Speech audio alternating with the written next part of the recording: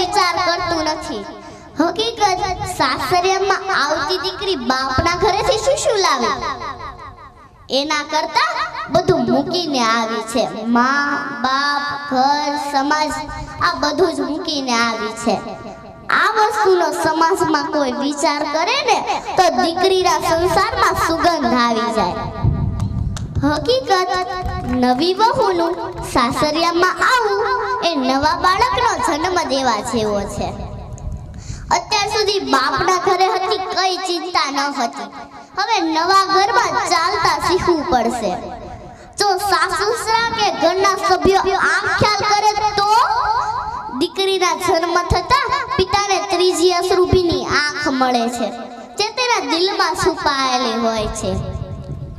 પ્રકૃતિએ પુરુષોને રડવા માટે કોપની આંખ આપી છે.